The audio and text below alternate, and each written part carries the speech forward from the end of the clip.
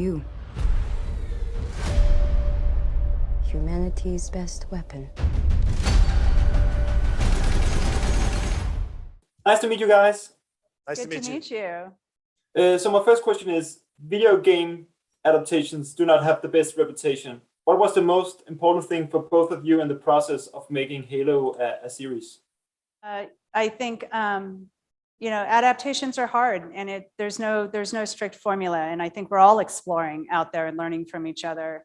The approach we took was really recognizing that we're going to a different medium, number one, and number two, wanting this to be a very different experience and differentiated experience for players in the game are, just to give them more, right? Not because there's something bad with the direct translation, but for us, it was a Halo story in a Halo world brought to life at a scale that is incredible and ambitious and feels like home if you're a Halo fan, but be able to tell a very character-driven story. And that meant being able to have a little more freedom with how we interpreted certain canonical events. So the Silver Timeline, very much rooted in canon, very much, we always started from a foundation of canon, but we let the story breathe a little bit more in places where it needed to, and interpreted some events a little bit differently. And there's new parts to the story that take place in a chronology that players may be familiar with, but would not have been exposed to in the games. And, it's something we'll learn from as we go along, but it was really, how do we let the game have its own creative path? How do we let the show, knowing that they are both rooted from the same place in the same mythology? Yeah, and what about you, Pablo?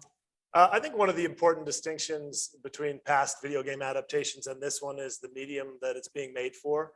A majority of past video game adaptations have been for movies, and the challenges of making a video game into a movie just because of the time structure is hard. Fitting all of the legend and lore, especially with something like Halo that has so much of it, into 90 minutes or 2 hours is often insurmountable. And we have the luxury now of having a 9-hour season to unspool our first season out over, and then hopefully multiple seasons after that, to take our time with storytelling, to really get into the richness of the universe that's been established over the last 20 years in Halo.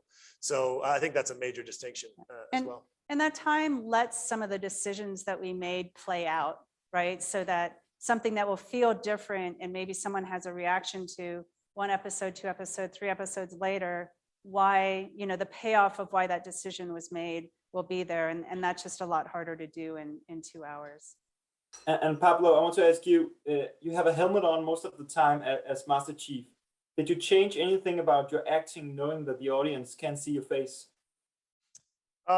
No, I think what you have to do when you're hidden and you don't have your facial expressions to use as a tool, you have to be that much more specific about your intentions. So if anything, I think you just have to be even more present and available to your scene partner than you are when you're face to face, because the tools that you have to communicate are that much less. But another thing I learned about working from behind a mask and behind a suit of armor is how much the audience reads in to everything that you do. Your body language becomes even more important. And we all, as people who are watching someone who doesn't have access to their facial features, bring our own emotions and put them onto that person. So it can be difficult and challenging because you've lost that tool, but it's also a real asset in the sense of how much more is brought by the person who's watching it to the table.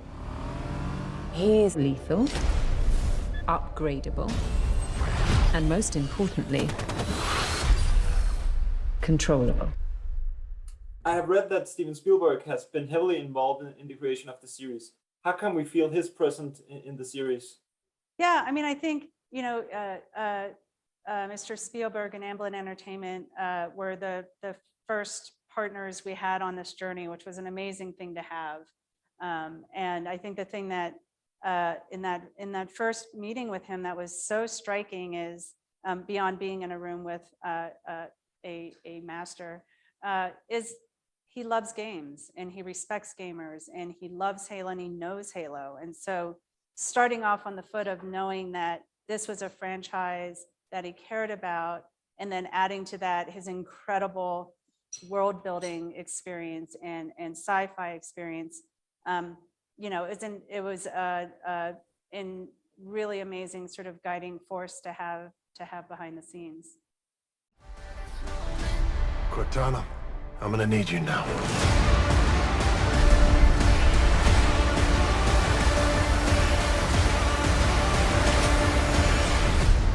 Find the Halo.